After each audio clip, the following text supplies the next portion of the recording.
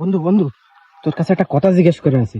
গতকাল ওই যে তোরে এক বাটি ডিম দিলাম, ভাঙা ডিম, ঠিক আছে? তা ওই ডিম কি তুই খাইলি? আসলে আমি তো খাইনি, আমার একটু গ্যাসের সমস্যা তো শীতকালে, তাই আমি আর খাইনি, তোর জন্য আনিলাম। তা তুই খাইলি তো? তা কিরম হয়েছে স্বাদটা? হ্যাঁ বন্ধু, ডিম তো খাইলাম। তা ওই ডিম তুই কন্টেনে আইলি? একই স্বাদ তো ডিমের। ডিম টিম থাকলি মাঝে মাঝে আমার দিস, আমি একটু খাবানি। তো তুই এক বাটি ডিম দিলি, তাই ডিম তুই কনে পাইলি? কদিন একটু আসলে বলবো সত্যি কথা বন্ধু, এই ডিম কনতে নিয়ে আইছি।